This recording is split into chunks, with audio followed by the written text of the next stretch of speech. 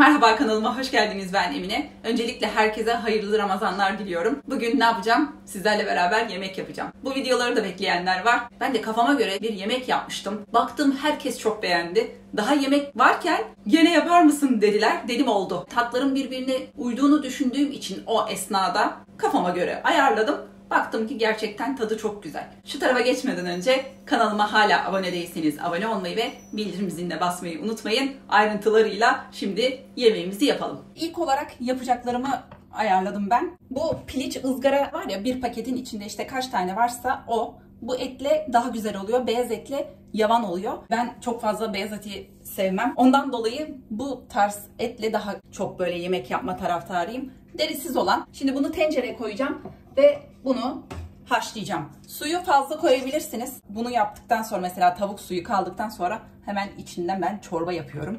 O da çok güzel oluyor. Tavuk suyu çorba. Şöyle 2, 3, 4, 5, 6. Yani kişi sayısına göre bunu kendiniz ayarlama yapabilirsiniz. Şimdi ben kendimize göre ayarlama yapıyorum. Kalabalık bir ortama yemek yapacaksanız 2 paket şeklinde et olabilir ya da sayısını arttırabilirsiniz. Şimdi buna su dolduruyorum. Ocakta güzelce haşlayacağım. Orada haşlanırken soğan kavuracağım. Şimdi bu yemeğe tat veren ne biliyor musunuz? Soğan, sarımsak, karamelize edeceğiz onu. Öyle çok güzel oluyor.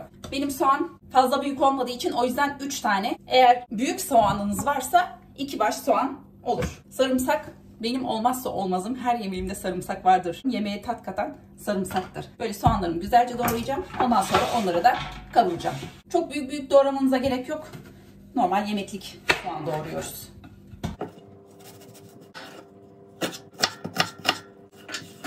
Etleri neden kaynatıyorum? Beşamel sos kaşarla birlikte fırında hemen oluyor ya. Patatesleri de mesela fırında ilk ön işlem yapıyorum. Onların da hepsini göstereceğim sizlere. Ben küçük bıçağımı alayım. Bu büyük bıçakla olmuyor. Ben bununla yemek yapıyorum. Şimdi video çekiyorum diye onu aldım ama yok yani. Ben bıçağımı alayım. Onunla keseyim. Sarımsakları da doğruyorum. 2 diş koydum ben. İsteğe göre daha fazla da olur, daha az da olur ama sarımsak olsun içinde. Şimdi bunları da güzelce tavaya alalım ve kavuralım. Küçük tavada yapacağım. Daha çok böyle soğan yanmasın. Karamelize hani çok fazla olmayacak ama büyük tavada çabuk yanar. Böyle bol olduğu zaman az kavrulur. Şekerle daha iyi oluyor. Yani ben öyle düşünüyorum, bilmiyorum. Buna çok az dibine tutmasın diye şöyle sıvı yağ, çok az.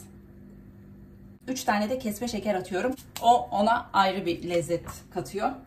Onu da şimdi burada kavuracağız. Bunu da soğanlar ölene kadar kavuruyorum. Diriliği gitsin. Şekerin tadı oraya işlesin. Ama çok karamelize olmasın. Et kaynamaya başlayınca, şu an mesela tuz atmadım içine. Kaynamaya başlayınca biraz tuz ekliyorum. Tuzla beraber haşlandığı zaman daha lezzetli oluyor. Bir de bazılarına tavuk kokar. Öyle yaptığımız zaman koku olmuyor. Buna çok az normal ayçiçek yağı koydum ya. 1 yemek kaşığı kadar da tereyağı koyacağım. Ama onu biraz kavrulmaya başladıktan sonra yapacağım. Tereyağı yanmasın diye, haberiniz olsun. Tuz koyacağım soğana bu esnada. Daha çabuk ölsün diye. Onlar orada kavrulurken ben bu arada patateslerimi temizleyeyim. Şöyle 3 orta boy patates aldım. Borcama göre ayarlayacağım. 4 tane de olabilir. Kendi borcamınıza göre patates adedini de ayarlama yapabilirsiniz. Normalde ben fayansa yapmam bunu. Poşet alırım ona yaparım ama şu an kastım kendimi. Hiç yapmayacağım tezgah bu şekilde patates soymak. Normalde ben böyle poşetimi alırım. Böyle soğanlarımı da soymuştum. Hep böyle yanı başımda durur. Tezgahım da hep toplu şekilde durur. Öyle yemeğimi yaparım. Yani bu direkt olarak bunun içine soyarım. Ben yaptığım şekilde yapayım. Hiç kasmayayım kendimi. Ara ara soğanı karıştıracağız. Benim borcam gördüğünüz gibi böyle dikdörtgen. Patatesleri elma dilimi şeklinde buraya kesiyorum. Yuvarlak yuvarlak ben farklı böyle yani köfte tarzı kıymayla yaptığım zaman yapıyorum. Ama bunda elma dilim daha güzel oldu. Yani patatesi şöyle 2'ye böldüm. Şöyle yaptım. Çok büyük olmayacak şekilde. Şöyle kestim. Neden böyle 2'ye bölüyorum? Aralara tavuklar girsin diye. Neden borcamda direkt yapıyorum? Şimdi patatesleri ön işlem yapacağız. Bakın mesela bir patates daha girecek buraya. O yüzden dedim hani borcamanıza göre patatesi ayarlayın diye. Şimdi ben bir tane daha koyacağım ki hani böyle aralarda boşluk kalmasın. Aldığınız zaman patates de beraber gelsin diye. Şuralarda gördüğünüz gibi boşluklar var. Şimdi tamam. 4 tane patatesle oldu bu iş. Şimdi burada ne yapıyorum biliyor musunuz? Hafif bunu tuzlayacağım. Birazcık da yağ üzerine koyacağım. Biraz karıştıracağım ki fırında yapışmasın patatesler. Şöyle çok az yağ, biraz tuz. Patates çünkü tuzu çeker. Yemek daha böyle hoş olsun. Patatesi de böyle kızartma yaparken de tuzladığınız zaman daha güzel olur. Bunları şimdi böyle bekletiyorum. Fırına daha atmayacağım. Bakın etim kaynamaya başladı. Soğanım gördüğünüz gibi şöyle şu durumda. Şimdi tereyağı koyacağım buna. Çünkü tereyağı lezzet veriyor. Şöyle bakın bir yemek kaşığı tereyağı koyuyorum. Şimdi yakmamaya özen göstereceğiz tereyağına.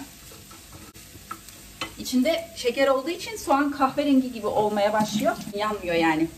Bakın tavuk kaynıyor bu aşamada. Ne kadar diyeyim size, bir tatlı kaşığı kadar tuz atıyorum. Onu da öyle yaptık. Şimdi o daha lezzetli hale gelecek. Tereyağını çok kavuracak mıyım? Hayır, çok kavurmayacağım. Zaten bakın esmerleşmeye başladı soğan. Bu yemeğe lezzeti katan şu. Onu açık ve net söyleyebilirim. Çünkü ben böyle tavuklu, patatesli yemek yaparım. Normal tarzda hani bir yemek olur. Neden dedim? Olmasın. Soğan yemeği ne yapar? Güzelleştirir. Yani soğansız yemek olduğu zaman nasıl tatsız, tuzsuz bir şey olur? O düşünceyle öyle soğan koydum.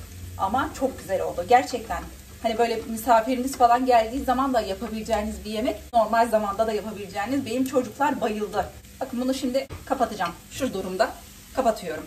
Bu tavuk burada hala kaynıyor. Tavuklar haşlanana kadar beşamel sosu yapalım. Tereyağlı yapıyorum yine. Şöyle 2 tane yemek kaşığı tereyağı. Çok fazla olmasın. Şimdi şunu açalım. Bu beşameli sürekli karıştıracağız. Neden? Topak topak olmasın diye. Tereyağı biraz erisin. Ondan sonra onu koyacağım. Şöyle topak topak olmasın diye ben direkt olarak çırpıcıyla yapıyorum. Tencere çizilmiyor bu arada. Onu da tekrar söyleyeyim. Daha önce de söylemiştim. Ben o ara fırınımı açayım. Alt üst konumda 180 dereceyi şu an getiriyorum. Patateslere ön işlem yapacağız dediğim gibi. Çünkü neden? Eti haşlıyoruz. Et pişmiş oluyor. Patates bu sefer içinde çiğ kalmasın diye 10 dakika fırında alt üst konumda ikinci rafa koyuyorum. Hani biraz pişsin ki çiğlik kalmasın. Şimdi buna 2 yemek kaşığı şöyle dolu dolu un koyuyorum. Şu şekilde. Katı olmayacak.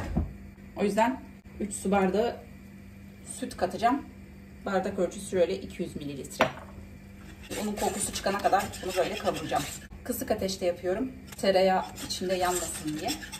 Un da yanmasın. Şimdi yavaş yavaş sütümü ekliyorum.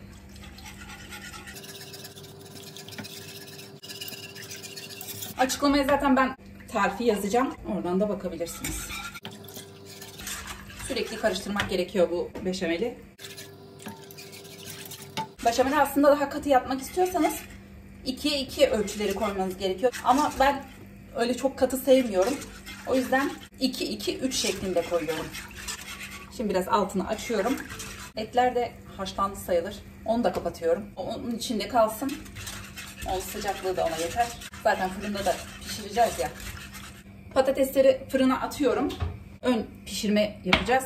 Onu bakın göstereyim. Bakın böyle ikinci rafa koydum onu. 180 derecede. Şöyle gördüğünüz gibi fansız kurumasın diye. Üzerleri kızarmaya başlayınca alacağım. Diğer malzemeleri üstüne koyacağım. Tekrar fırına atacağız. Kaşar üzerinde piştiği zaman da alacağız. Böyle oluyor bu yemek. Bunu da katılaşmaya başladı. Tam katılaşmadan hemen şöyle tane karabiber, 2-3 değirmen koyuyorum.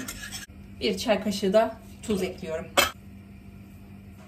Biraz kaynayınca, kaynamaları görünce kapatacağım. Kapatınca da ara ara karıştırın. Üstü çünkü böyle kaymak gibi tutuyor ya.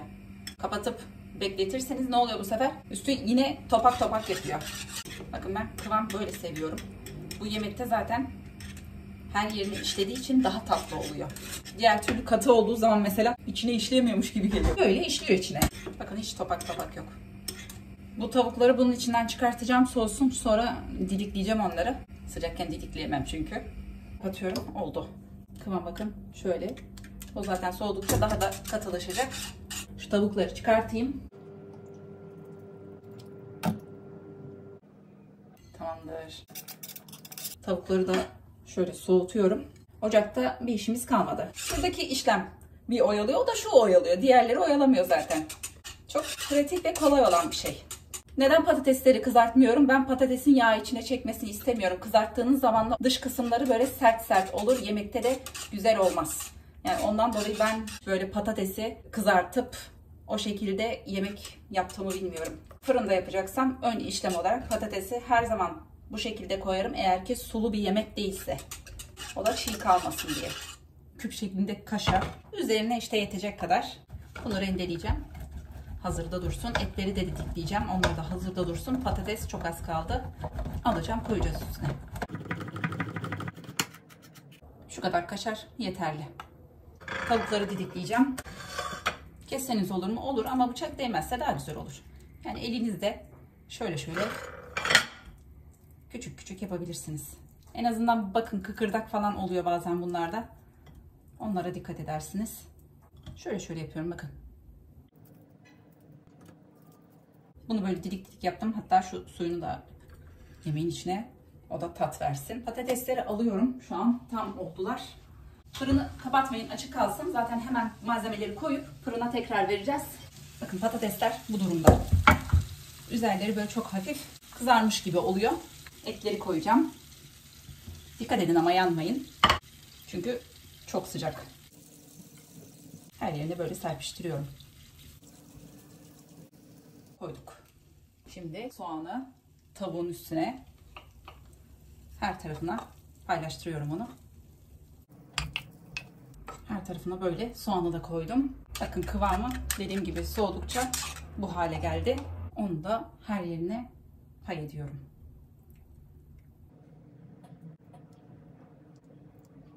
Öyle güzelce her yerine yaydırdım. Kaşarı koyuyoruz ve tekrar fırına atıyoruz. Rafı hiç oynatmadım. İkinci konumda hala. Bunu şimdi yine eldivenlerle, sıcak olduğunu unutmayın. Amanın sakın.